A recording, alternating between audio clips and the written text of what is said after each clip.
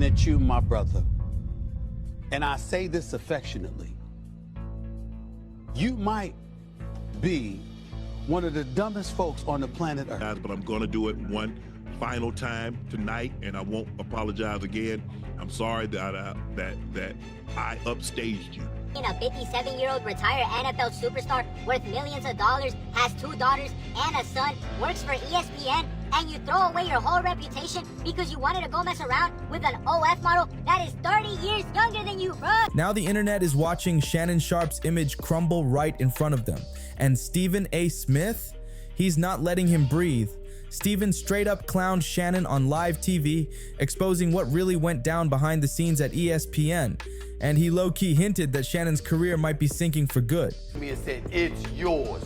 You're responsible for it. If I didn't want Shannon Sharpe at first take, Shannon Sharpe wouldn't be at first take. Absolutely. That's just how I roll. You one of the few, Stephen A. The craziest part? Shannon practically set himself up for all of this. This old clip of Stephen A speaking on the Shannon situation has been making the rounds, and people can't stop talking about it. It's not just Steve. I'm not going to speak to one's innocence or one's guilt about something I have absolutely positively no knowledge of whatsoever.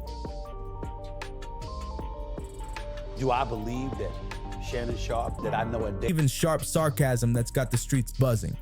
It's the fact that he made it crystal clear he's not riding with Shannon. In Stephen's eyes, Shannon's career took some nasty hits, and it's not bouncing back anytime soon. The way Stephen said it had fans raising their brows like, wait, is Stephen trying to sink Shannon on purpose? Was he sitting on some insider dirt about ESPN's power games that the public didn't know? Or was it— Get started. Obviously, I'm sure everybody's heard the news by now that I will not be returning to ESPN. I found out this information a little earlier in the week, and really the only thing that I really ask is like, guys, could we wait until Monday? My brother's going into the Pro Football Hall of Fame. I really wanted to be about him, and I wanted to be about my family. I know this coming out will overshadow everything that he's worked his entire life for. And unfortunately, it didn't happen that way. And so as I told him, as I profusely apologized to him earlier today, he said, bro, stop apologizing. You don't have to apologize. I'm your big bro. I'm going to love you regardless. We all make mistakes. And he says, bro, I love you. So I'm done with this. You done with it too. Move on. So, bro, again, I know you told me that I don't have to apologize, but I'm going to do it one final time tonight, and I won't apologize again. I'm sorry that I upstaged. Straight up envy. It didn't take long before folks started piecing it together, and the truth painted a dark, messy picture about Shannon that nobody saw coming. Anyone who's been tracking Shannon's recent moves knows he went from being everyone's favorite sports personality to one of the most roasted men online after getting hit with scandal after scandal. But here's what most people didn't know. After that messy lawsuit filed by UV model Gabrielle Zuniga was settled, Shannon wasn't just bruised, he was broke. Flat broke. Deep in the red. And Stephen, oh, he caught wind of that real quick. He hopped on air and spent a good 20 minutes torching Shannon for digging his own grave. He tried to sprinkle in some fake support, but anyone watching could see he was struggling to keep it neutral. Honestly, it felt like he was low-key enjoying watching Shannon lose everything: money, status, and respect. But here's where the story gets wild. Just months earlier, Shannon couldn't have imagined his world crashing like this. After that explosive Cat Williams interview on his Club Shay Shay podcast, Shannon was on top of the game. That interview blew up and became YouTube's most watched sports podcast episode. On top of that, in April 2025, Front Office Sports reported Shannon was set to ink a record-breaking $100 million deal for his podcast. The biggest ever for an athlete-led media brand. Add in his ESPN bag and other ventures, and Shannon was basically running the sports media world. But then, boom, everything flipped. That graphic lawsuit from Gabrielle Zuniga hit him like a freight train, and his empire started collapsing overnight. Facts. Anybody paying attention could see Shannon's clock was ticking at ESPN, but that wasn't even the real nightmare. Gabrielle's opening demand, a jaw-dropping $50 million, and Shannon's reaction, he practically laughed it off, calling it a straight-up money shakedown. He even fired back with threats to sue Gabrielle and her lawyer Tony Busby for extortion and defamation. From the outside, Shannon looked calm and confident until the whole situation turned pitch black. Out of nowhere, disturbing audio recordings of him and Gabrielle exploded online, and the internet lost its mind. In one clip, you can hear Shannon making violent threats toward Gabrielle. In the other, her tone shifts, and she sounds genuinely terrified he might actually hurt her. People were listening like, what did we just hear? After those clips hit the web, StephenASmith decided it was time to break his silence, and he did not hold back. Stephen and Shannon go way back. He was even the one who helped Shannon land his gig at Fox. They've shared years of friendship and work, so most folks assumed Stephen would defend him, or at least keep things neutral until the dust settled. Instead, Stephen stunned everybody by going live and openly saying Shannon might not be so innocent in all this. And then, he twisted the knife. He called Shannon out for diving into reckless behavior that could wreck any man's career.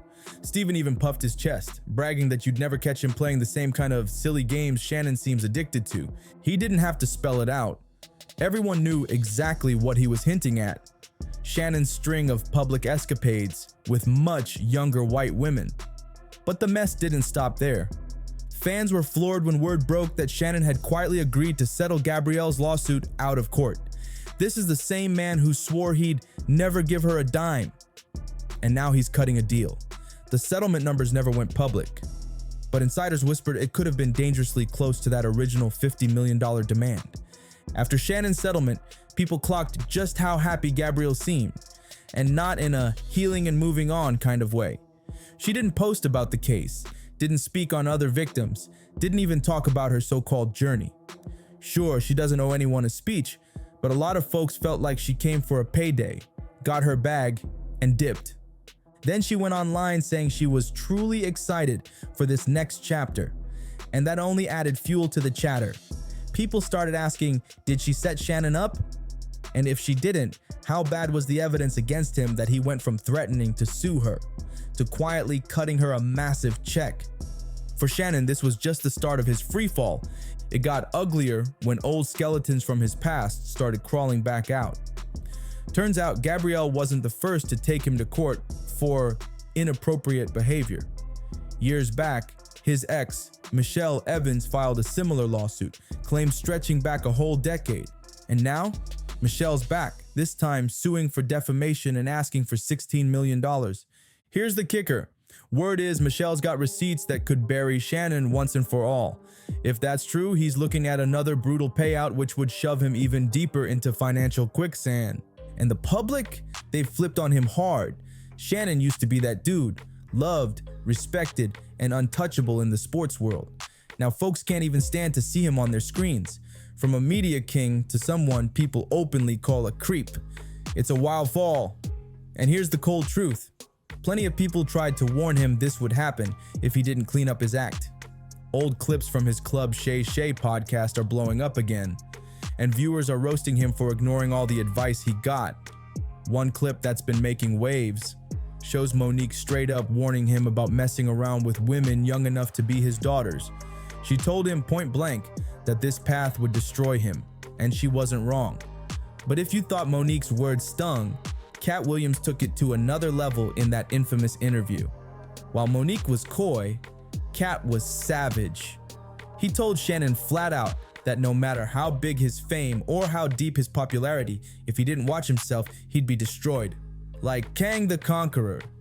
Now these old moments feel prophetic, and fans are convinced Shannon's current broken, busted status is tied directly to the scandals piling up over the last few years. TikTok users are going in on him, dragging him in comment sections with lines like, "Shannon, you could have avoided all this if you listened to Kat and Monique. Both of them were right there, giving you game, and you brushed it off." The big question now, did Shannon really bring this downfall on himself, or was he being lined up for the fall from the very start? No press conference, no fiery social media posts, just a cold, quiet email saying they have to part ways moving forward. That's how Shannon got the news. Insiders say it crushed him. This wasn't like some regular 9-to-5 firing. This was the sports media world's way of stamping no credibility left on his name.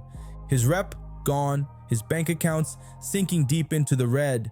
And here's where it gets extra embarrassing. It's not just the ESPN bag that's slipping away. His podcast numbers are in free fall. Sponsors have gone ghost. The merch line delayed. Word on the street is he's even been quietly trying to unload parts of his real estate portfolio, including that Atlanta spot he used to flex on Instagram like it was a trophy. At this point, it's like Shannon is throwing everything at the wall, hoping something sticks, but nothing's hitting. Fans are starting to connect the dots. And then it got worse. StephenASmith hit him with the ultimate 2025 diss. He unfollowed him on Instagram. The internet went into meltdown mode, because now it's obvious this isn't just business. It's personal. Stephen A's not even answering his calls anymore. And to pile it on, Club Shay Shay's views have been sliding ever since that viral Cat Williams interview. That peak moment, gone. Every new guest gets compared to it, making Shannon look like he's chasing ghosts he'll never catch. One YouTube comment said it best: this might be the biggest fumble in sports media history. Then came Shannon's nightcap video, his big address to the rumors.